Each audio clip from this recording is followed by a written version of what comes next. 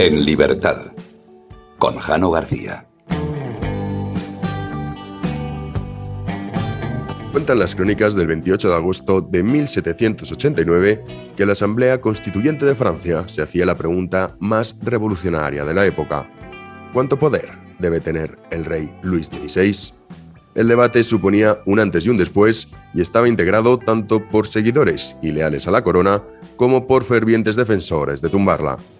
Llegaron al punto tan pasional en la defensa de sus postulados que los partidarios de uno y otro modelo decidieron ubicarse estratégicamente en la Asamblea.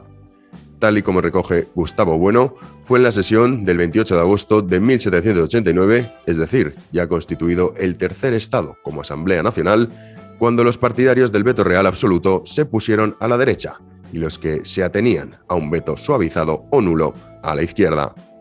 Esta geografía de la Asamblea, como decía Mirabeau ya el 15 de septiembre de 1789, se mantuvo. Según recogen los registros del Senado francés, la votación de ese día la ganaron los que estaban sentados a la izquierda, con 673 votos frente a los 325 de la derecha. La votación supuso el inicio del fin de la monarquía francesa y tanto Luis XVI como su esposa María Antonieta acabarían siendo guillotinados 4 años más tarde. El término izquierda y derecha se mantuvo y los asambleístas siguieron ubicándose por afinidades. La diferenciación no tardó en adentrarse en el lenguaje político y sigue vigente hasta la actualidad. Lo cierto es que tal etiqueta ha sido muy útil a la hora de abordar ciertos temas y sigue teniendo una amplia aceptación. Es fácil para la masa comprender qué espectro político defiende una cosa u otra al oír izquierda y derecha. Esta dicotomía entre izquierda y derecha estuvo muy bien marcada hasta la caída del muro de Berlín. La izquierda la conformaban los comunistas, los socialdemócratas y los socialistas, mientras que la derecha englobaba a una alianza de conservadores y liberales que dejaron de estar unidos con el paso de los años tras la desaparición de un enemigo común. La muerte del comunismo, que apenas reside en un par de rincones del globo terráqueo actualmente, rompió la alianza liberal-conservadora para dejar paso a un nuevo tiempo. ¿Podemos decir que la izquierda y la derecha tradicional siguen siendo tan opuestas o por el contrario nos encontramos ante el fin de tal separación? Comenzamos.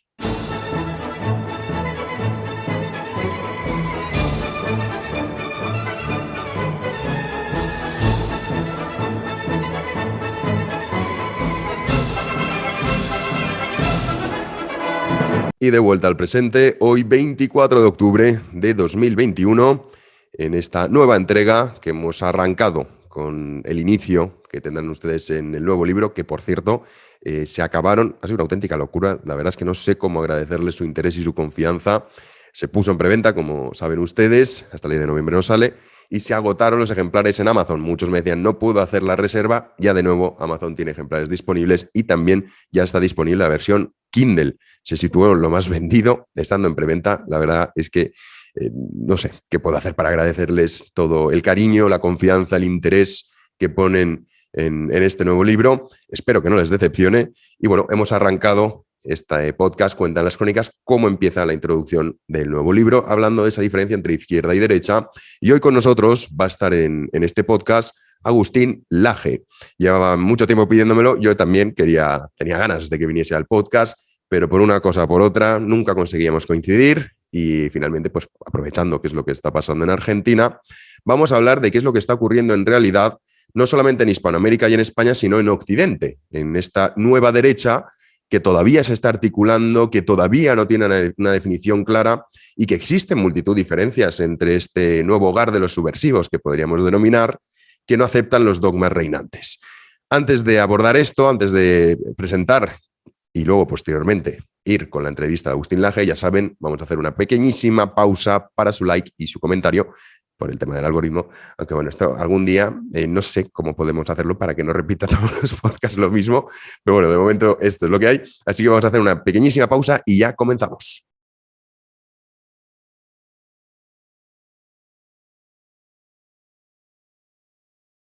Pues muchísimas gracias por su like, por su comentario, y hablando de este asunto que nos convoca hoy, es cierto que cuando cayó el muro de Berlín y previamente antes de la caída del muro de Berlín, sí que existían unos bloques, tanto izquierda como derecha, muy bien diferenciados, ¿no? Comentamos que la izquierda estaba formada por socialistas, comunistas, socialdemócratas, y luego en la derecha estaban conformados por liberales y conservadores, una alianza que tenían un enemigo común, que era el comunismo, que amenazaba las libertades en Occidente. Pero cuando cae el muro de Berlín, la izquierda lo que ve es que ese sujeto político en el que había centrado todo su discurso, que era el obrero es algo que cambia. Es decir, una persona, un operario, la clase obrera no es una cosa perenne. Un operario mañana puede ser un empresario. Es así. Entonces la izquierda dice, claro, hemos perdido esta lucha porque la realidad es que la clase obrera, lo que denominaba la izquierda y denomina también en la actualidad, pero cada vez menos la clase obrera, ellos ya, pues bueno, tienen un salario justo, que esto también sería muy debatible, que es un salario justo, pero bueno, tienen vacaciones pagadas, tienen una serie de derechos, ya no es ese obrero previo, no es ese obrero de la revolución industrial, ¿no? Entonces, a partir de ahí, la izquierda dice que hay que intentar buscar otros sujetos políticos, pero que esos sujetos políticos no puedan variar. Por ejemplo, ¿qué es lo que hacen? La raza. La raza es algo propio. Tú no puedes cambiar, por mucho que ahora sí, que ahora hablaremos también de este tema posmoderno tan terrible que existe. La raza, tú no puedes cambiar, eres blanco, eres negro, eres, en fin, pues la raza que seas.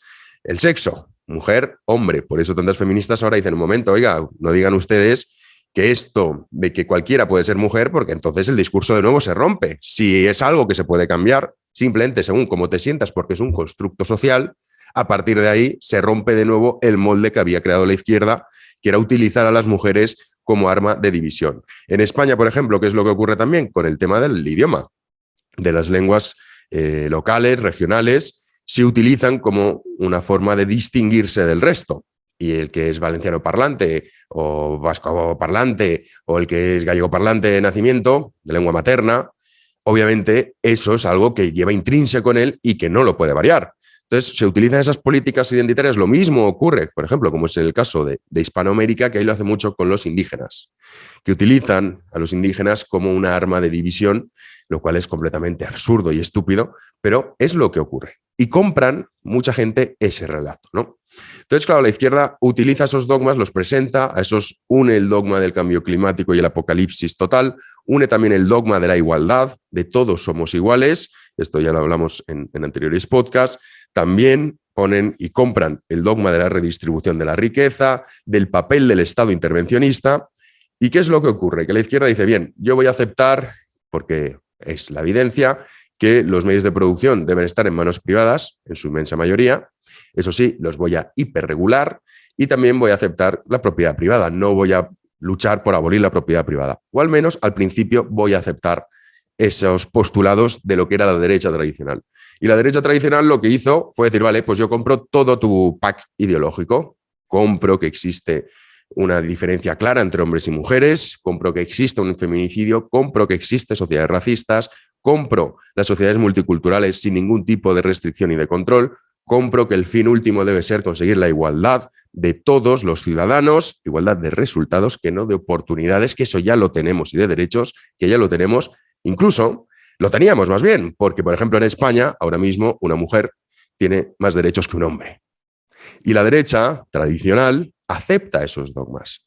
Y luego también compran el discurso del perverso empresario. En definitiva, compran todo el relato ideológico, a cambio de que, eso sí, ellos acepten que ese sistema económico que beneficia a unas élites muy pequeñas, a oligopolios empresariales y a élites financieras que están encantados con esto y se dan paradojas tan grotescas como ver conferencias anticapitalistas financiadas por bancos. Es que es lo nunca visto, pero es que esto se da en Occidente, se da en España, se da en Argentina, se da en Hispanoamérica, se da en multitud de lugares. Entonces, cuando confluyen estas dos ideas, realmente ya no tiene sentido hablar de izquierda y derecha, porque ¿cuál es la diferencia?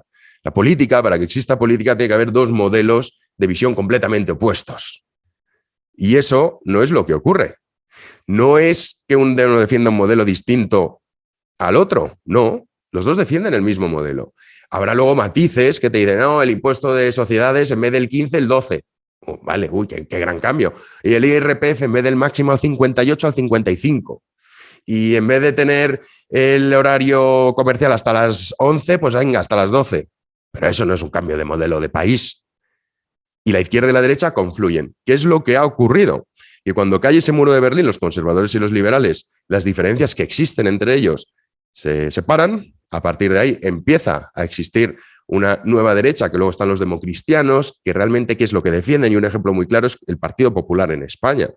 El Partido Popular Español, Partido Popular Nacional, compra todos los relatos. El relato feminista, el relato del cambio climático, el relato también lo compra de la igualdad, de la redistribución de la riqueza, del racismo, de las sociedades multiculturales sin control. Basta con ver una sesión del Parlamento y si se dan cuenta, el Partido Popular siempre habla de lo mismo. Que no digo que no sea importante, que lo es. Y es que ¿cuántos parados hay en España? Siempre es lo mismo. Pero nunca va al fondo de las cuestiones que realmente están conformando un país. Entonces ese consenso, podríamos decir, socialdemócrata, entre comillas, socialdemócrata, es el que ha provocado que muchísima gente se sienta huérfana a la hora de decir, oiga, nadie habla de los problemas reales. Nadie habla del precio de la energía, nadie habla de la inflación, nadie habla de los problemas que genera la inmigración ilegal, nadie habla de los problemas que genera las tasas altas impositivas, de la excesiva burocracia, y aparecen nuevos partidos, que es esa nueva derecha, en la cual, pues bueno, puede estar Vox, puede estar el FPÖ austriaco, en el caso de Hispanoamérica y en el caso de Argentina en particular, Javier Milei, que es lo que ha conseguido que de nuevo esa alianza entre liberales y conservadores se dé porque hay un enemigo común, que es ese enemigo que intenta imponer unos dogmas y lo hacen, y mucho cuidado con esto, que en España lo estamos empezando a escuchar, a través de hay que hacer una reforma constitucional para blindar a través de la norma suprema una constitución ideológica que así ya les permita hacer todo tipo de abusos, principalmente acabar con la libertad de expresión y que haya debates que estén directamente prohibidos. Y que si no compras todo el pack, obviamente, pues que eres un fascista, es que si no eres un negacionista, es que si no eres un machista, un racista, en fin, todos los istas que ustedes les puedan, se les ocurra, todos. Entonces, realmente, evidentemente hay gente que dice, oiga, es que a mí esto no me está usted convenciendo. Yo solo sé que cada vez vivo más pobre, yo solo sé que cada vez vivo con mayor inseguridad, yo solo sé que lo que ustedes me habían vendido era mentira. Y que mi gran preocupación no es si en Netflix, como por ejemplo ahora con El Señor de los Anillos, esa serie que están haciendo, no sé, porque esto es en Amazon, la serie esta del Señor de los Anillos, van a poner hobbits que son negros. O sea, eso a la gente normal, pues en fin, dice, pues muy bien, es que no es lo que más me interesa. Lo que me interesa es poder pagar el colegio de mis hijos, poder comprarme un coche nuevo, poder irme de vacaciones con mi mujer, tener una vida que me permita ir progresando poco a poco a través del trabajo, el esfuerzo, pero que me lo permita. Ustedes no me están permitiendo esto, ustedes están castigando el ahorro. Porque cualquier sociedad, esto lo decía Narsi, y es que el otro día estuvimos haciendo un evento que lo tendrán disponible en el canal de YouTube del Liberal, en el cual estábamos Rayo, Daniel Lacalle, Manuel Llamas y servidor, y simplemente moderaba. Y uno de los temas que sacamos a colación era la cuestión del ahorro. O sea, el ahorro es la base del crecimiento económico y el desarrollo de un país. Y realmente estamos viendo cómo el ahorro está siendo cada vez más limitado. Y la gente dice, es que la izquierda, no, ojo. Hay que recordar que la mayor subida impositiva que se ha aplicado en la democracia española la aplicó el Partido Popular de Mariano Rajoy. Esto no hay que olvidarlo, porque también compran eso. Compran el endeudamiento salvaje, compran no hacer recortes en el gasto público. Y a partir de ahí, obviamente, hay mucha gente que dice, es que yo esto no lo puedo comprar. Y esta dicotomía falsa que ustedes me están vendiendo, por mucho que jueguen a ser enemigos irreconciliables, en realidad no lo son. Están a favor, hay un consenso que ustedes no quieren romper y que simplemente hay una alternancia en el poder, pero aceptan exactamente los mismos dogmas. Y surgen estos partidos que comentamos. Con sus diferencias, porque es cierto, en el caso de Vox, por ejemplo, o en el caso de Javier Milei en Argentina, son partidos que tienen tintes conservadores, pero que están a favor de reducir el tamaño del Estado. No ocurre lo mismo, por ejemplo, con Agrupación Nacional en Francia. Si estás escuchando en libertad, es gracias a la colaboración de los patronos, miembros del canal de YouTube y suscriptores de iVoox. Vamos, súmate a ellos para que la familia siga aumentando y con ello el programa. Muchísimas gracias. Porque esto de izquierda y derecha, que es que depende mucho del lugar. Uno puede decir, no, la izquierda, ¿qué es la izquierda actual? Seguramente en Occidente o en Europa diremos que defiende el matrimonio homosexual. Pues no, porque si uno va, por ejemplo, el presidente que tiene ahora mismo Perú, contrario a ello, existe una fuerza reaccionaria contra, por ejemplo, los derechos de los homosexuales. Mientras que eso es impensable en Europa. luego también lo podemos ver con la cuestión de la inmigración, podríamos decir, o con la cuestión, por ejemplo, de lo que se refiere al patriotismo, ¿no? O a ensalzar los símbolos nacionales. Aquí en España consideraremos que es una cosa de derechas. En Hispanoamérica no, en absoluto. De hecho, suele ser la izquierda. Entonces, bueno, vemos como esto de izquierda y derechas depende del contexto. Y lo que nosotros consideramos izquierda o derecha tradicional, que ya desde luego no hay ninguna diferenciación entre ambos, pues depende del país, de la historia, de la coyuntura, para poder definirlo bien. Igual que si decimos, mira, el programa económico, por ejemplo, del Partido Popular, lo presenta usted al Reino Unido y te dicen, este es el Partido Laborista. Entonces, a partir de ahí, obviamente, no se puede decir la izquierda es o la derecha es, pues depende de qué país estemos, podemos definir izquierda o derecha. Pero lo que es la cuestión global, lo que es la cuestión de los dogmas propios, ambos, tanto la izquierda tradicional como la derecha tradicional, han coincidido. Y luego esto ha dado a la generación de un monstruo que es el extremo centro representado por Macron, por ejemplo, o Justin Trudeau, que esas son las cosas más grotescas que uno se puede imaginar. Y se creía este nuevo sistema, que yo en el libro he definido como la logocracia, el gobierno de los desprovistos de razón y lógica. Los alogocráticos creían que con esta invención, los Trudeau y los Macron, ya está, esto está hecho, porque van a coincidir tanto la gente de izquierdas como de derechas. Pero no ha sido así, porque no dan solución a los problemas reales de los ciudadanos. Y existe una resistencia que se da sobre todo a través de redes sociales a aceptar este nuevo sistema que nos están vendiendo y que desde luego está siendo tremendamente nocivo para los intereses de los ciudadanos y para el desarrollo de las naciones occidentales. Vamos a hablar de todo esto con Agustín Laje, que para el que no lo conozca, si hay algún despistado que no lo conoce, yo recomiendo que lo sigan, muy interesante. En algunos puntos nosotros discrepamos, él es más conservador que yo, bastante más, pero aún así, es un poco hablando de lo que decíamos al principio, esa unión liberal conservadora que vamos a dejar un momento nuestras diferencias, luego ya discutiremos entre nosotros nuestros matices, pero lo primero es vamos a unirnos para hacer frente a este enemigo que lo que pretende es que no exista debate, o sea, que no haya nadie que pueda decir lo contrario a lo que ellos venden, que nadie puede salirse del relato oficial, de este oficialismo que impera en las sociedades occidentales, en las cuales es el consenso absoluto en todas partes. Entonces es que sí, es imposible, pero imposible que exista de verdad un juego limpio y que sea debatir en función de las ideas. Así que vamos ya con la entrevista a Agustín Laje. La entrevista. Pues como les decía, hoy tenemos con nosotros, por fin, después de tanto tiempo, a Agustín Laje. ¿Qué tal, Agustín? ¿Cómo estás? ¿Qué tal, Jano? Bueno, muchas gracias por la invitación a tu espacio, es un honor. Un placer. Además, ya hacía tiempo que teníamos esta entrevista pendiente, pero claro, como no paras, estás todo el día por ahí, pues no habíamos conseguido coincidir, pero aprovechando qué es lo que está pasando en Argentina, y lo hemos hablado muchas veces, ¿no? Lo que pasa en Argentina es muy similar a lo que ocurre en España y no es casual. El propio gobierno español ya ha dicho en numerosas ocasiones, miembros de este gobierno, que su modelo es Argentina. Hay un fenómeno que se está produciendo que quizá luego pueda exportarse a Hispanoamérica y también a España, que es lo que decíamos antes, ¿no? La unión de nuevos liberales conservadores que se había roto tras la caída del muro de Berlín. A partir de ese momento los liberales van por su cuenta, los conservadores se separan porque no tenían, digamos, un enemigo común. Y ahora parece que esa unión se está volviendo a formar. Javier Milei es posiblemente el mejor ejemplo. ¿Qué es lo que está ocurriendo allí? ¿Cómo ves tú la situación, Agustín?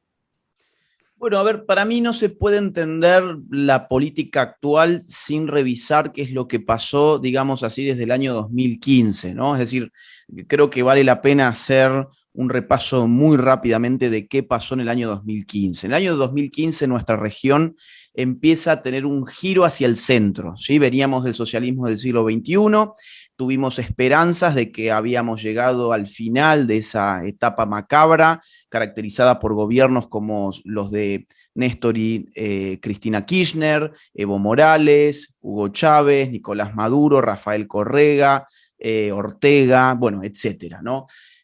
Pensábamos que eso empezaba a caer, que era el final del socialismo del siglo XXI, teníamos el triunfo del piñerismo en Chile a los pocos años, teníamos el triunfo de Macri en Argentina, teníamos un Perú que se le plantaba con fuerza a los socialistas, teníamos lo que se llamaba el Grupo de Lima, que incluía también a Colombia, y todo esto va a tener una fecha de vencimiento muy rápida. Bueno, en el 2016 tenemos a Donald Trump en los Estados Unidos, tenemos a Bolsonaro 2 años más tarde en Brasil, ¿no? O sea, digamos, todo parecía que estaba girando por lo menos hacia el centro y en algunos sitios hacia la derecha, en estos 2 últimos países en concreto que te he mencionado.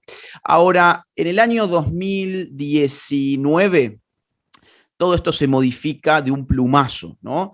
En el 2000, sobre todo en la segunda mitad de ese año, vamos a tener el fraude en Bolivia, vamos a tener la insurgencia en Chile, que termina en una reforma constitucional, vamos a tener la paliza que se comió Mauricio Macri en las elecciones, que le permitió finalmente volver a los Kirchner al poder, con su nuevo títere de ocasión, que es Alberto Fernández.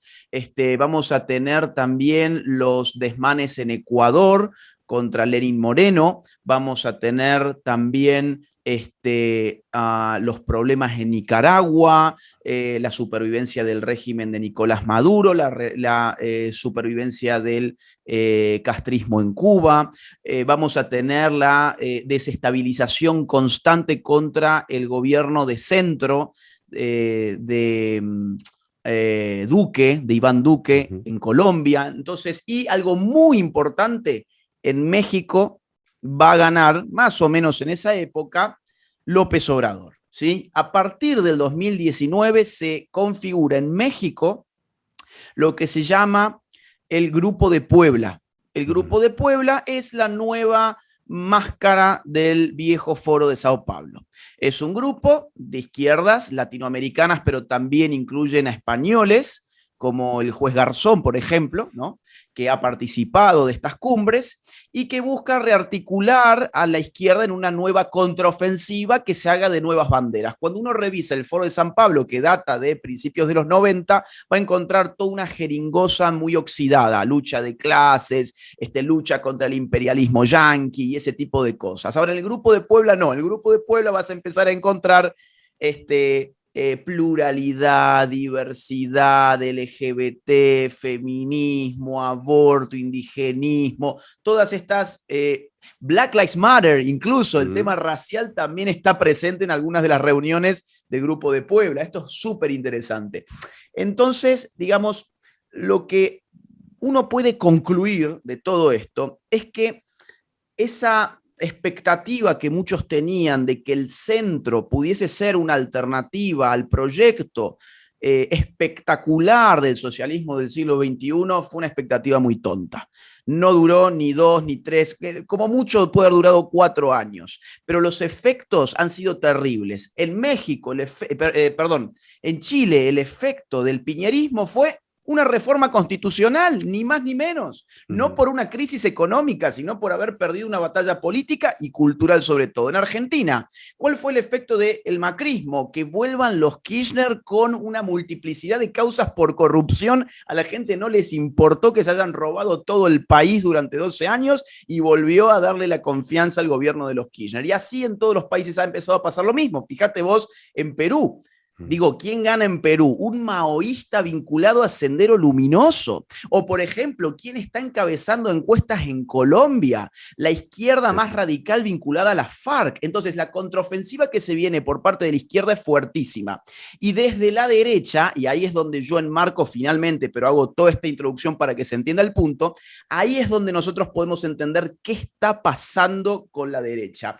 La derecha ha empezado a entender que fragmentada en sus microsectas no puede hacer nada. Entre que los libertarios que se pelean entre los ANCAP, los minarquistas, los objetivistas, los liberales clásicos, los rothbardianos contra los todo eso, los hayekianos contra estos otros, todas esas sectas, digamos, está muy lindo para, perdón la expresión, ¿no? Pero para el onanismo intelectual puede estar muy bien, pero para la política esas fragmentaciones no sirven de nada. Dentro de los conservadores, mirá, dentro de los conservadores pasa algo similar, pero con la religión, ¿no? Dentro de los conservadores que los evangélicos por un lado, los cristianos por otro lado, los agnósticos conservadores y los ateos conservadores, que también los hay, y hay muchos, y grandes referentes como Roger Scruton o como Miklos Lukács, por otro lado, y entonces ahí peleándose por el tema de si Dios sí, si Dios no, si cuál Dios, si o aquel, o cuál o cómo vamos a leer la Biblia, o si el Papa y no sé qué. Bueno, todo eso afortunadamente se está superando. Y afortunadamente, a mi juicio, esto ya es una opinión mucho más personal, se ha caído en la cuenta de que hay ciertos, tanto por un lado como por el otro, ciertos libertarios que no pueden entrar dentro de esta configuración política, y hay ciertos conservadores que suelen ser los tradicionalistas más extremos que tampoco pueden ingresar dentro de esto que podemos empezarlo a llamar nueva derecha. Porque, bueno, estratégicamente e ideológicamente no se puede hacer mucho con ellos. Entonces, Milei, ¿qué es? En Argentina, Milei es una muy buena síntesis de estas dos posturas. Un conservadurismo que desprecia al Estado y que no pretende que sea el Estado el que baje un sistema moral, sino al contrario, quiere sacar al Estado de la sociedad civil y de donde la moral se genera, por ejemplo, de las familias o de las escuelas, y un libertarismo profundamente antiestatista, pero que no por eso impugna los principios de autoridad social. Y esa es la diferencia enorme. El libertarismo, cuando se convierte en una rebeldía contra el principio de autoridad, es funcional y se va hacia la izquierda. Cuando el libertarismo lo que impugna es la legitimidad de la expansión estatal, ahí se puede dar la mano con los sectores más hacia la derecha y con los conservadores. Y eso es lo que está pasando, y Javier Milei es el ejemplo más claro que por lo menos hay hoy en Argentina. Mira, tenía preguntas que no vamos a seguir, porque con solo esta introducción que has hecho ya me sirve para muchos temas que has tocado. Por ejemplo, Argentina. Vamos a centrarnos un poco en la situación de Argentina, porque has dicho una cosa muy interesante, es que los Kirchner, a pesar de todo lo que han hecho, evidente, datos, hechos, no opiniones, datos y hechos, han vuelto a ganar las elecciones. O sea, el voto cautivo que existe en Argentina, que es muy complicada esa sociedad clientelar, que se está intentando replicar en muchas partes, no solo en Hispanoamérica, también en España. Esto en España está ocurriendo actualmente. Entonces, romper ese círculo vicioso es muy difícil. ¿Cómo están actuando allí y sobre todo ahora de cara a estas nuevas elecciones, que existe cierto temor a perder el poder? ¿Cómo se ha ido actuando en Argentina en los últimos años que mucha gente no lo entiende? Yo, por ejemplo, suelo poner de ejemplo a Argentina. Siempre digo, es que España, si no estuviese dentro de la Unión Europea, no nos creamos que somos tan listos. Porque hay mucha gente que dice, es que estos que están al otro lado del charco están tontos. No, no, a ver, tontos no. La cuestión es que en España, si tuviésemos la capacidad de tener pues, la política monetaria en manos del gobierno que tenemos, que defiende las tesis que aprueba el gobierno argentino actual, seríamos Argentina 2.0, y siempre defino así a España. ¿Cuál es el proceder que tiene esta gente para que la gente entienda cuál es el problema que tenemos aquí en España? Que si no estamos dentro de la Unión Europea y no somos no somos argentinas precisamente por eso. Bueno, a ver, tan es cierto lo que estás diciendo que llegaron a tener a Pablo Iglesias como vicepresidente, ¿sí? O sea, es la versión española de toda la podredumbre ideológica de América Latina o de Hispanoamérica, como ustedes lo prefieran llamar. Mirá, a ver, el modelo es relativamente simple de entender. Cada crisis económica en Argentina te deja digamos, un piso de pobreza estructural 10% más elevado. Esa pobreza estructural no la podés recuperar. ¿Por qué no la podés recuperar? Porque se convierte en funcional al sistema político clientelar. ¿Sí? Es una pobreza estructural que es funcional a que un determinado partido que pueda poner la maquinaria del Estado a satisfacer momentáneamente determinadas necesidades básicas de esa pobre gente que no tiene la culpa, si esto no es una estigmatización de esa gente es víctima, no es victimaria. Los victimarios son los políticos que se aprovechan de esa pobreza estructural. Entonces, con cada crisis económica en las últimas décadas en Argentina, la pobreza te ha ido subiendo de a 10% en el escalón. Hoy la mitad de Argentina es pobre. Hoy, a ver, Argentina es un país que tiene 42 millones de habitantes. Hoy 20 millones de habitantes en Argentina son pobres, ¿sí? Y de esos 20 millones hay 4 millones que viven en lo que acá llamamos villas miserias, que son, bueno, barrios extremadamente pobres, extremadamente, digamos, con temas de higiene pública, enfermedades, en donde no se come directamente, ¿sí? De hecho, el 72% de los niños en la provincia de Buenos Aires no come todos los días. Ahora, ¿dónde gana el peronismo? Bueno, generalmente gana en los lugares más pobres. ¿Por qué? ¿Porque saca a los pobres de la pobreza? No, porque se aprovecha de que esta gente es pobre y que evidentemente tampoco tiene educación, tampoco conoce qué es la política, cómo funciona la política, y tienen un puntero que les dice, bueno, miren, llegaron las elecciones, acá les traemos un bolsón con algunos fideos, con arroz, con un poco de comida, además algunas cervecitas por ahí, además también algo de circo, pero ustedes tienen que votar esta fórmula, ¿no? Y después los acarrean también dentro de buses para ir a las manifestaciones para que parezcan que son manifestaciones multitudinarias, pero están todos en verdad acarreados. Basta con que uno se meta en una de esas manifestaciones a consultar qué hace la gente ahí, y la gente no tiene ningún problema en decirte que no sabe lo que hace, pero que le han pedido que vaya a cambio incluso a veces de dinero, ¿sí? De dinero en la mano. Entonces, ¿en qué consiste, digamos, cómo funciona esto? Empobreciendo a la gente. Cuando vos tenés a la población desesperada por saber qué va a comer esa noche, pues a la población no le importa si el gobernante de turno se robó el país entero. Lo que la población necesita es que el ladrón de turno que está gobernando te tire una bolsa de arroz. Y eso es lo que pasa en Argentina. Ahora, en Argentina el problema fundamental es el gasto público, ¿sí? Económicamente hablando, donde el déficit fiscal se ha tratado de solventar de las dos maneras que se puede solventar, digamos, sin hacer las cosas bien. O pidiendo deuda, tomando deuda, ¿sí? Este fue el caso del macrismo, que lejos de hacer un ajuste de shock como había que hacer y como muchos pedíamos que se hiciera, un ajuste de shock para empezar a vivir en la realidad económica en la cual nos toca vivir, y esto es así. No, el macrismo salió a endeudarse con el Fondo Monetario Internacional, ¿sí? Una deuda impresionante que tenemos que pagar los argentinos. Ahora, la otra forma de cubrir el déficit es imprimiendo dinerito que vale cada vez menos, o sea, poniendo la maquinita de hacer plata a funcionar a toda marcha, generando inflación en eso que es un impuesto encubierto para quienes ahorran, para quienes tienen ahorros, te revientan los ahorros con la inflación que provocan con la emisión monetaria descontrolada. Entonces, eso fue que el kirchnerismo. Hoy Argentina tiene una inflación que ronda el 50% anual, para que te des una idea. O sea, a fin de año, el dinero de enero de este año te vale un 50% menos. Esto yo sé que para ustedes quizás no es fácil de comprender, porque vos mismo lo has dicho, ¿no?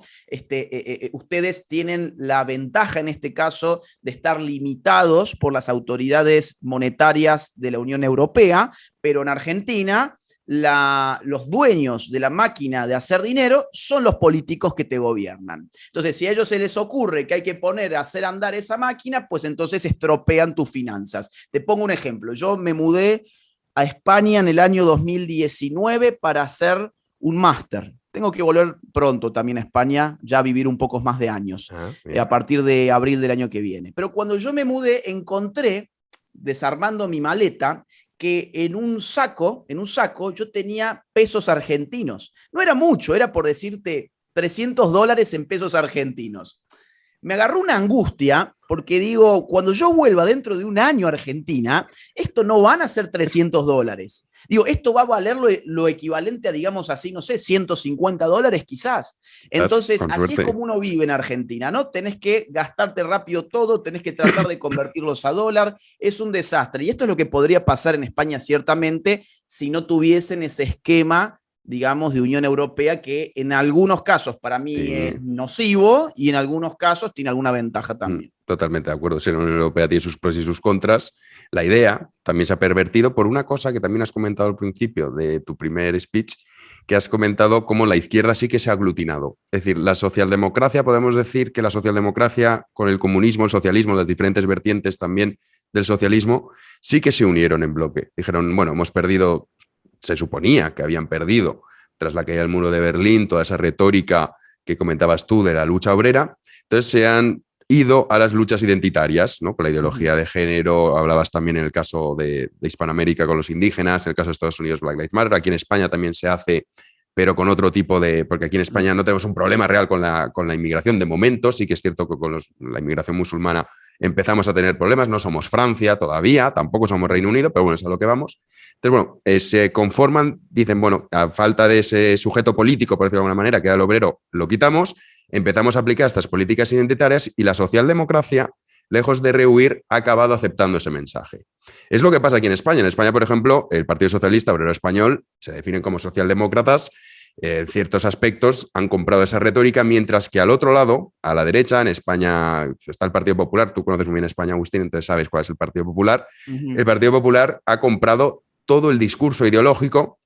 Y definitivamente los socialdemócratas dicen, bueno, compro yo una parte de tu política económica o tu defensa de la propiedad privada, entre comillas, pero cada vez van avanzando más de nuevo al discurso socialista, auténtico, puro, con sus diferentes vertientes, insisto.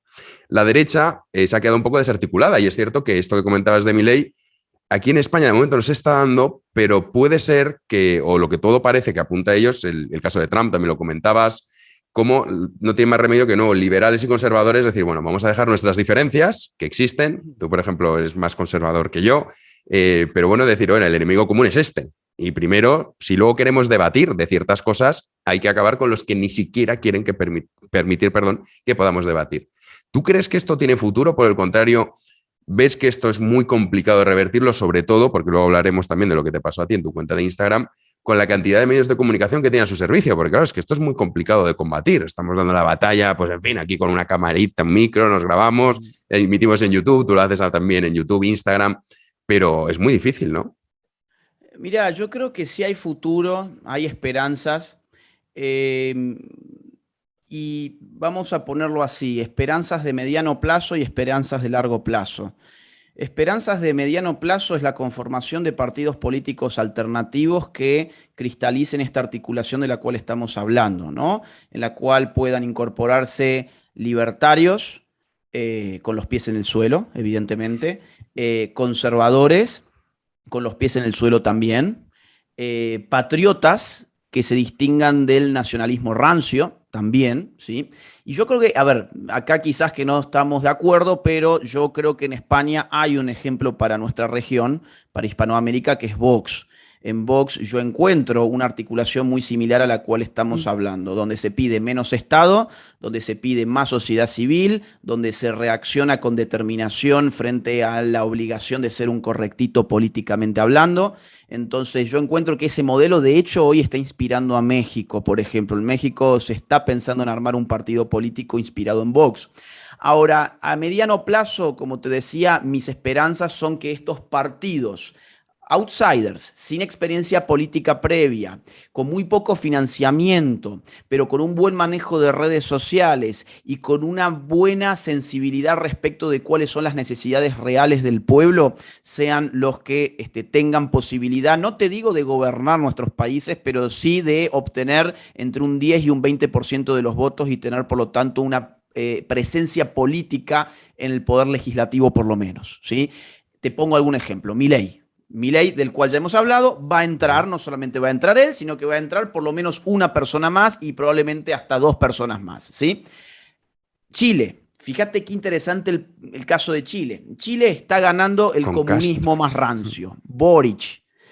Boric ha sido formado por la misma gente que formó a Pablo Iglesias, ¿sí? O sea, por Ernesto Laclau y Chantal Mouffe, entre otros. Su red de articulación política es la misma que tiene Podemos en España. O sea, es el Podemos, es el Pablo Iglesias de Chile, ¿sí? Él estaba encabezando hasta hace 2 meses las encuestas presidenciales nacionales, ¿sí?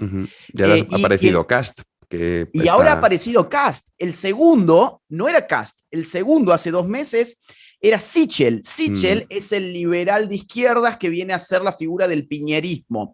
Ahora, en las últimas semanas, Sichel ha bajado y quien ha subido, quien ni aparecía en las encuestas, era José Antonio Kast, que para darse una idea, más o menos los que nos miran desde España, puede ser parecido al Vox de España, sí, pero muy similar. En este caso bastante similar. Ahora, hay algunas encuestas que no solamente lo están poniendo segundo, con lo cual pasaría una segunda vuelta, sino que lo pasan primero. Y vos date cuenta que hace muy pocos meses tuvimos un referéndum en Chile donde el sí a una nueva asamblea constituyente se llevó más del 70% de los votos, el 78%, y el no, o sea, la derecha, se llevó apenas el 22%. Pero ¿qué dijimos en ese momento muchos? Me incluyo porque yo en ese momento hice todos estos análisis.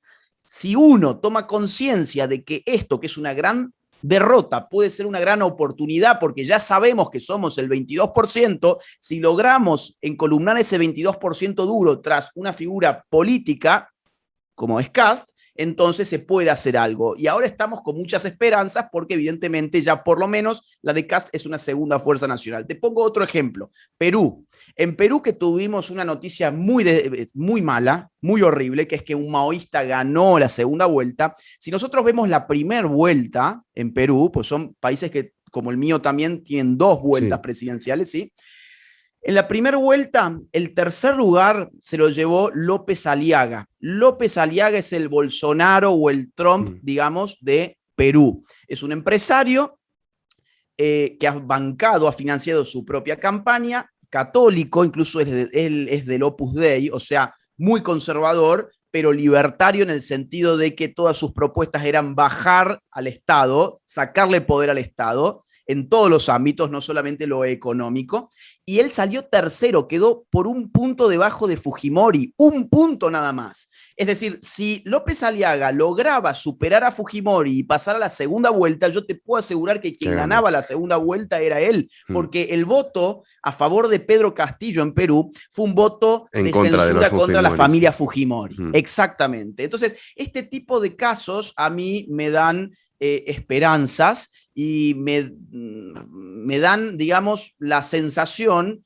de que el modelo pasa por ahí, ¿no? Liderazgos fuertes, carismáticos, y acá es donde yo me separo radicalmente del liberalismo bien pensante que condena cualquier tipo de liderazgo carismático y que todo eso le da miedo porque todo huele populismo, todo es populista. No, bueno, hay buenos, digamos, si uno pide el voto del pueblo, pues entonces tiene uno que construir al pueblo, evidentemente.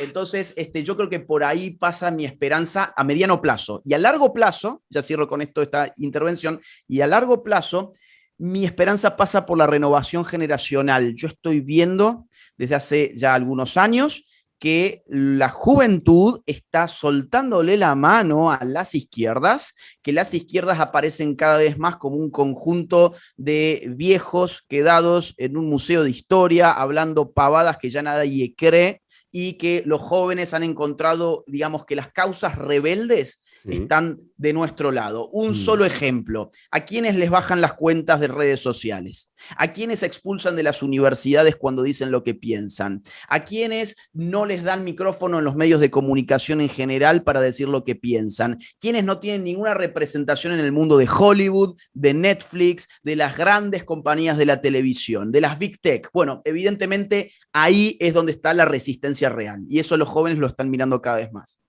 Totalmente de acuerdo contigo en que es el nuevo hogar de los subversivos, ¿no? Podríamos denominarlo así, que se está produciendo ese fenómeno que los jóvenes, claro, dicen, a ver, es que es lo rebelde, que también va muy asociado a la juventud, ya no está en la izquierda, está en la derecha, en esta nueva derecha, que todavía tiene que articularse y que todavía está dividida y sigue, pues, con muchas veces debatiendo matices, cuando lo importante debería ser centrarnos en qué está haciendo la izquierda, porque también es que a mí me encanta hablar de Hispanoamérica y muchas veces a mis oyentes y lectores les hablo de ello porque es muy curioso que lo que pasa ahí luego siempre viene y pasa en España.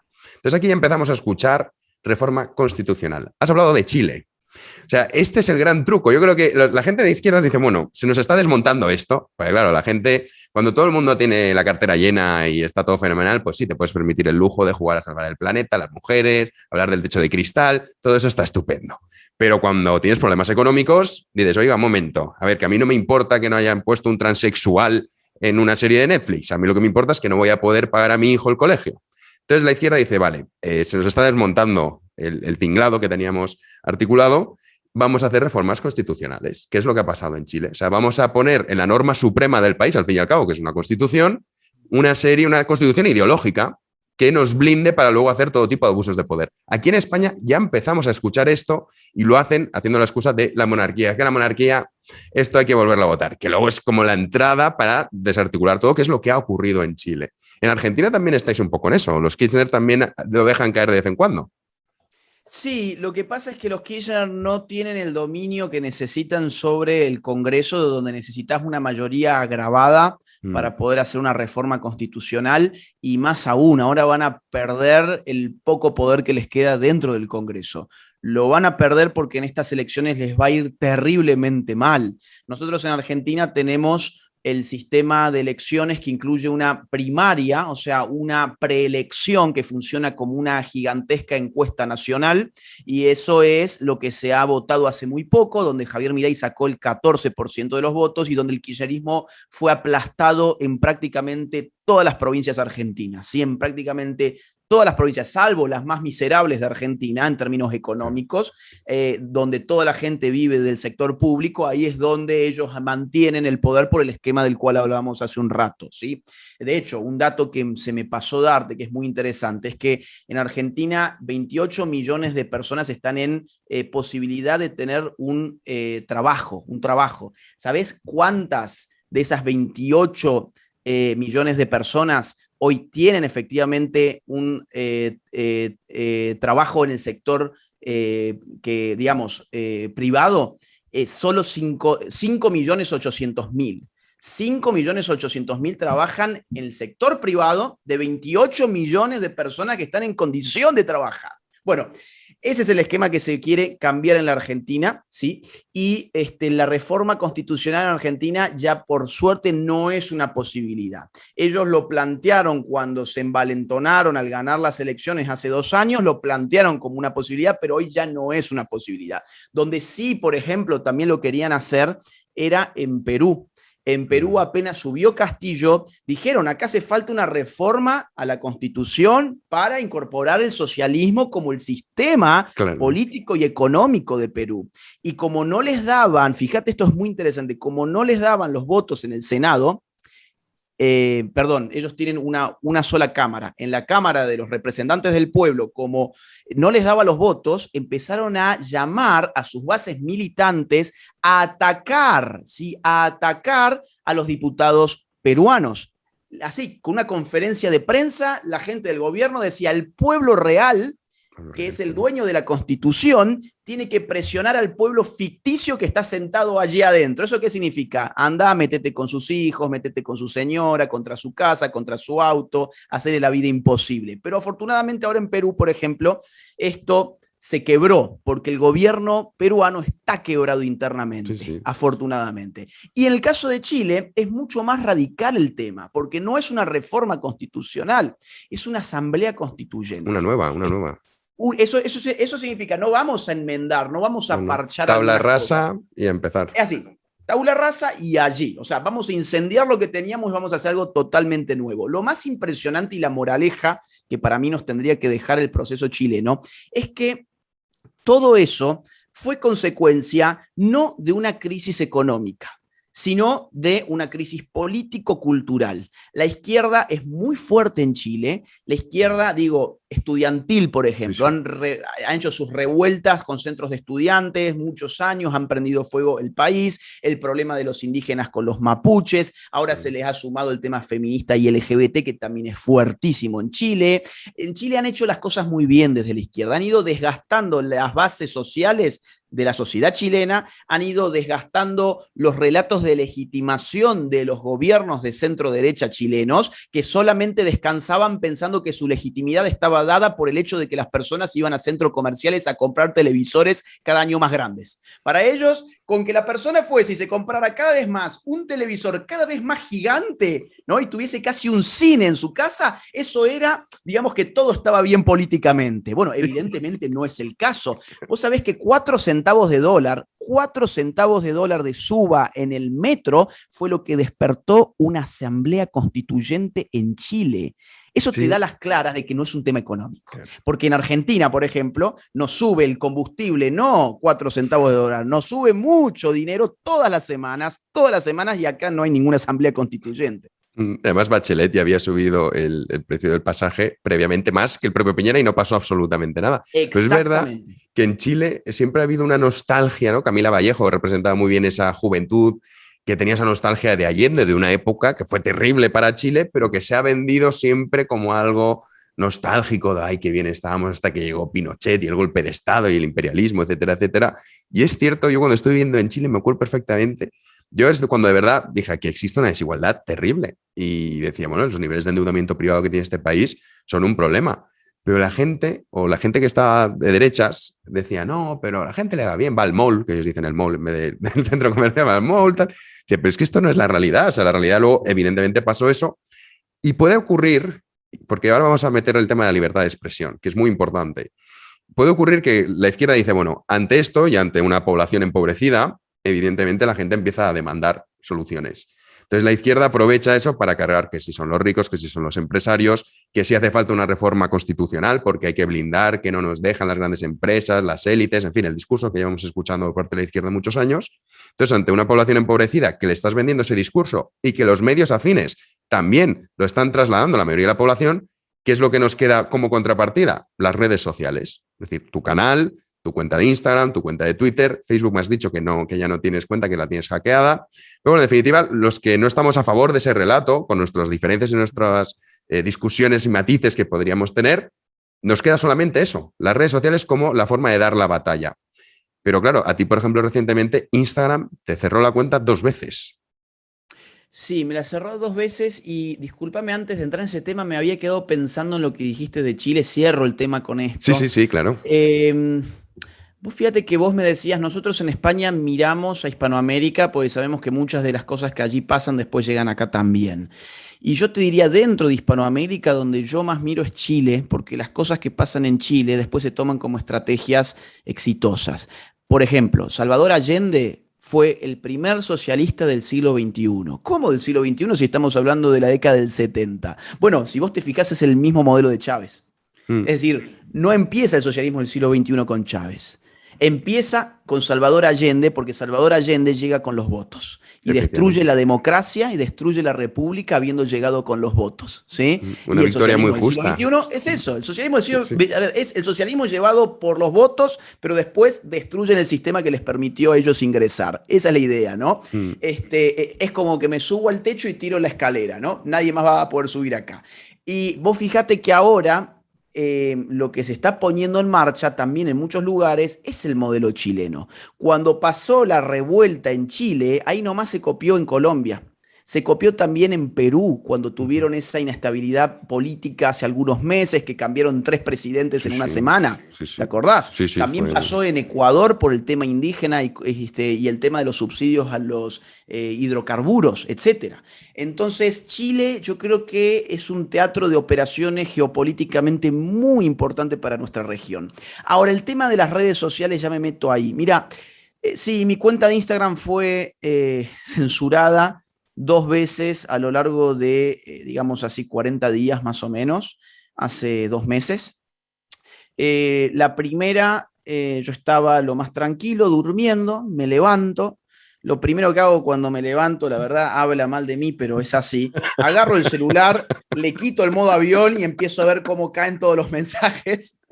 ¿No? Y entonces estoy como 15 minutos contestando cosas, me meto en Instagram y veo lo peor que puedo ver, que es la pantalla en blanco y una ruedita Yo- girando.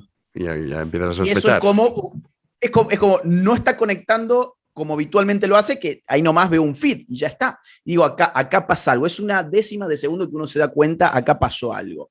Ahí nomás me aparece el cartel. Hemos deshabilitado su cuenta porque usted violentó normas comunitarias. Nunca te dicen qué norma Nunca, nunca, comunitaria nunca, es. nunca. Nunca, jamás. Y yo, mirá que me maté pensando qué se supone, yo me cuido bastante últimamente de lo Mm, que publico, para que no me bajen justamente. Uno termina, digamos, sí, autocensurándose autocensurándose. lamentablemente. O busca Y otros lugares en los que puedes expresar ciertas cosas, ¿no? Por ejemplo, sí, yo el podcast este lo empecé precisamente porque me decían, bueno, Facebook, Instagram no me dejan publicar ciertos artículos, ciertas opiniones, pues lo hago a través de este podcast. Claro, claro, es que claro. tenéis que buscar otras alternativas. Yo ahora estoy haciendo podcast desde hace muy poco, por eso justamente. El tema es que uno siempre está recortando las posibilidades de llegar a públicos más masivos buscando cómo evadir la censura.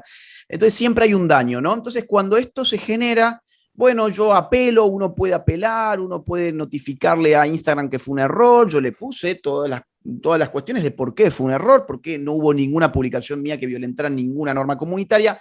Jamás tuve ninguna respuesta. Instagram te da 30 días para que recuperes tu cuenta. Pasados 30 días, tu cuenta desaparece para siempre, para siempre.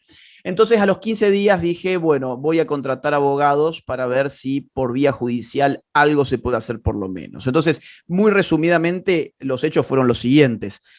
Se presentó un recurso de amparo, ¿sí? Muy bien fundamentado. El doctor Uriburu fue quien se hizo cargo del tema en Buenos Aires. El juez, al recibirlo, se supone que el amparo es algo rápido, ¿no? O sea, lo tiene que resolver en 2 o 3 días máximo. Bueno, el juez empezó a patearlo, ¿no? Que lo tiene que revisar tal persona, tiene que ver si esta es la jurisdicción y no sé, así. Le empezó a dar vueltas, no sacó la cautelar, no resolvió la cautelar, le siguió dando vueltas, acusamos al juez frente al organismo pertinente porque falló en su función, o sea, hoy tiene un problema ese juez, y cuando quedaba un día para que mi cuenta se destruyera por completo, otro abogado, amigo mío, un tipazo, uno de los mejores abogados de Argentina, Fernando Toller, se le ocurre una estrategia de urgencia. Me dice, mira, a ver, lo que hay que hacer acá es notificar con un escribano público, con un escribano público a los gerentes de Facebook Argentina, hay que irles a notificar que hay un recurso judicial que está presentado y que si ellos destruyen tu cuenta, van a estar obstaculizando el proceso judicial. Y obstaculizar el proceso judicial, porque destruyen el objeto del proceso, en Argentina es un delito penal, no es un delito civil, es penal. Entonces vamos a denunciar a los gerentes de Facebook penalmente en Argentina. Y créeme que ningún gerente de Facebook quiere tener una causa penal. Eso es una mancha terrible. Entonces, esa fue la forma en que esto finalmente se revirtió. No yendo contra la organización, porque a la organización no le interesa. Si la organización te tiene que reventar tu cuenta y después pagarte una indemnización porque le ganaste un juicio civil, no les importa. Son 5 pesos, para ellos no existe. Pero ya tener un problema a nivel penal en sus funcionarios, en sus burócratas, que es lo que son, ahí ya sí que hay un problema. Entonces, esa fue la estrategia. La comento por acá porque hay muchas personas que pasan por esa situación y que no saben qué hacer. A mí por lo menos me dio éxito. Ahora bien, no se terminó todo ahí. Me devolví al día siguiente, cuando yo me despierto, entro a ver si la cuenta todavía existía, porque yo no sabía qué iba a pasar. Y veo que todavía la cuenta existe. Y digo, esto es una buena señal. Esto es una buena señal. Todavía no me la devolvieron, pero todavía sigue mi fotito de perfil ahí, ¿no? Sin darme acceso, pero está ahí. Y al día siguiente, o sea, a las 48 horas, finalmente me devuelven la cuenta. Pero 2 semanas más tarde yo hago una publicación muy fuerte contra el gobierno después de que perdieran las elecciones primarias recientes. Las del Paso. Y las paso. Y cuando hago una publicación contra el gobierno, ¿qué pasa? Me vuelven a cerrar Instagram. Eso me deja a mí concluir, y aparte me he informado por otras líneas, ¿no?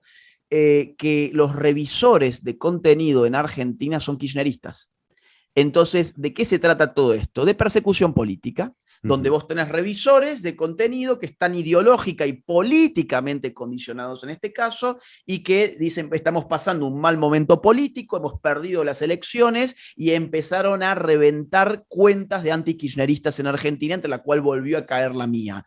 Volví a tener esta comunicación con mis abogados, movieron rápidamente las fichas otra vez y recuperé por segunda vez la cuenta, que ya lleva en verdad 5 censuras, ¿sí? O sea, si yo cuento los años anteriores, lleva 5 censuras. Así que esta es la realidad, ¿no? O sea, no hay libertad de expresión en las redes sociales, las normas comunitarias son una ficción, las normas comunitarias no se aplican con la misma vara para todos, y todo depende en última instancia de cuál sea tu posición política. Ahora bien, cierro con esto. La buena señal es que si están tan desesperados por censurarnos es porque nos están temiendo. Están temiendo lo que estamos generando en las redes sociales, que es el dominio de la discusión pública, y son los mejores argumentos, o por lo menos los argumentos que la gente está empezando a aceptar, y por eso en una desesperación el poder te pega un palazo. El poder que te pega un palazo no es un poder eficiente. El poder eficiente es el que te acaricia. Cuando te tiene que pegar un palazo es porque es su último recurso. Totalmente de acuerdo contigo en esta reflexión, porque es cierto que las redes sociales, no sé si pasa en Argentina, aquí también tenemos lo que se llaman verificadores de contenido, supongo que en Argentina también lo tendréis, que es la forma de censurar, lo disfrazan así, ¿no? Eso es la perversión del lenguaje, cuando dicen normas comunitarias, ¿cuál? Porque cualquiera que te siga podrá estar de acuerdo o no contigo, pero vamos, nunca insultas, no tienes tampoco imágenes, en fin, agresivas, al contrario, una persona muy educada que expone sus puntos de vista, entonces realmente es una cuestión ideológica, ¿no? Y eso y te cuento una cosa más que es importante por lo que estás diciendo ahora. Mis abogados le preguntaron a los abogados de Facebook, porque la comunicación fue con los abogados de Facebook, cuál había sido el motivo de la censura para transmitirme a mí. Mirá, fue este posteo, así yo para la próxima yo sé en todo caso cómo manejar mejor la situación. Es decir, para no violentar sus supuestas normas comunitarias. La respuesta de los abogados de Facebook fue la siguiente: la empresa se reserva esa información porque es confidencial. ¿Qué significa eso? En realidad significa no había ningún motivo para cerrarte la cuenta que nosotros podamos hacer público, porque el motivo es completamente injusto. Y te digo una cosa más, que también es importante. Muchas cuentas se cierran por acumulación de strikes, sí, sanciones. Sanciones, y más que sanciones son grupos de trolls que se juntan para denuncias masivas, denuncias masivas. Eso mismo, las denuncias masivas.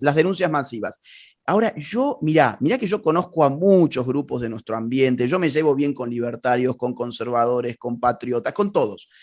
Yo nunca en mi vida vi que nadie de nuestro sector diga, oigan, hay que organizarnos para tumbarle la cuenta a Pedrito, hay que reventarle la cuenta a Pablo Iglesias, hay que reventarle la cuenta a la hija de Cristina Kirchner. En nuestra vida se nos cruza por la cabeza retirarle la libertad de expresión a otra persona. Ahora, del otro lado, los tolerantes, los diversos, los multicolor, los mente abierta, los open mind, ¿no? Esos son los que después se reúnen en masa a través de grupos de WhatsApp, así es como funcionan y cómo operan, para denunciar en masa tu cuenta, y así también muchas veces los bots te la bajan. Sí, así es. Porque claro, es cierto que las redes sociales han dado que ellos pensaban que, bueno, a ver, en redes sociales hay de todo, ¿no?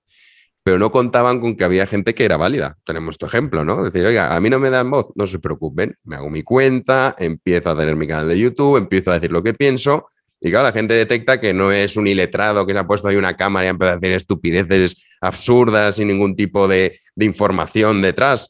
Entonces, claro, no contaban con ello. Y tampoco contaban con el éxito. O sea, porque tú lo podías hacer, pero decían, bueno, esto no iban a tener repercusión, pero cuando ven que es que tienen más repercusión que incluso muchos programas que se emiten en prime time en la televisión, claro, ahí dicen, es que esto es un problema que hay que parar. Entonces, bueno, veremos a ver qué es lo que pasa, porque la libertad de expresión, desde luego, cada vez está más complicada, no solo en Hispanoamérica, en todo Occidente en general, con estas nuevas excusas que ponen, porque claro, ahora todo es racista, todo es machista, todo es fascista. Entonces llega un punto que dice, claro, es que o compras toda la retórica oficial o si no, estás sancionado. Y es que así es imposible debatir, claro. Mira, yo tengo la sensación de que si a nosotros nos va bien en el mundo de las redes sociales es porque hemos adoptado la actitud y las formas de la guerrilla. Digamos, cuando uno está en una situación de asimetría de poder, tiene que rebuscárselas con métodos alternativos poco convencionales para poder compensar esa falta de poder relativo, ¿no? Entonces, nosotros hemos sido marginados desde siempre de los medios de comunicación. Nosotros no somos invitados a los programas del prime time, no damos nuestras rondas por la televisión. La única excepción es Javier Milei, pero es una excepción nada más. Sí, también porque el dinero es el dinero también. Sí, y porque el tema económico necesita ese tipo de, claro, exactamente.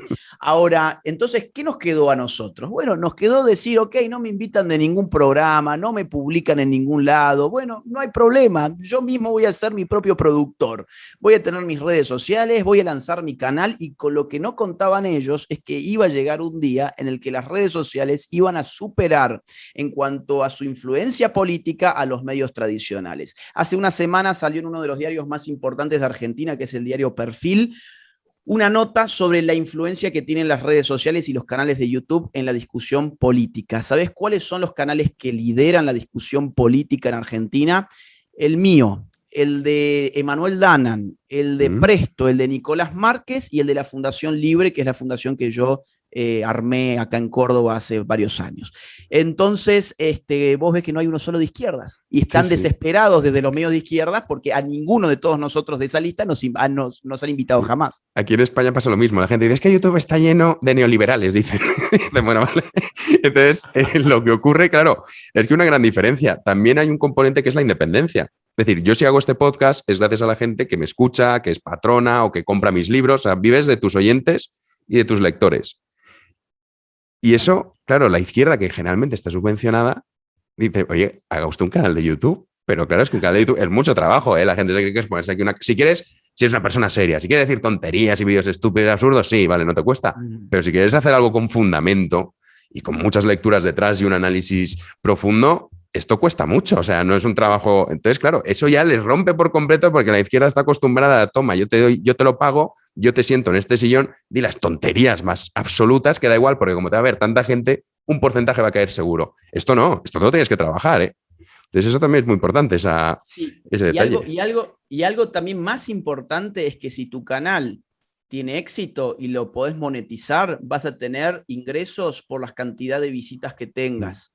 Con lo cual no vas a depender de un sueldo que te dé un líder político, no vas a depender ni siquiera del sueldo que te dé una empresa o un empresario. Es más, podés incluso armar un sistema de microfinanciamiento como ocurre con Patreon, donde no tenés que dejar contento a nadie, vos decís lo que vos pensás y si la gente te quiere apoyar y quiere ver tus videos en buena hora, pero no tenés jefes. Fíjate que nosotros, la derecha, pro empresa, pro empresario, somos todos empresarios de nosotros mismos. Sí. Tenemos nuestros canales, somos libres, decimos lo que queremos, no le debemos pleitesía a nadie, no recibimos sueldos de políticos, no recibimos sueldos de empresas, recibimos un ingreso gracias a la cantidad de visitas que tenemos y a las microingresos que pueden llegar a venir por Patreon.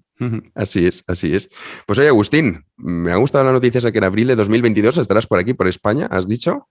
Un doctorado tengo que ir a hacer a Navarra, así que voy a estar viviendo allí varios años. ¿Pero te vas a Pamplona? En Pamplona. En Pamplona, sí. Bueno. Pues empapándome un poco de lo que pasa por España que me ha causado siempre mucho interés. Así como vos me decías, nosotros miramos Hispanoamérica porque después las cosas llegan para acá.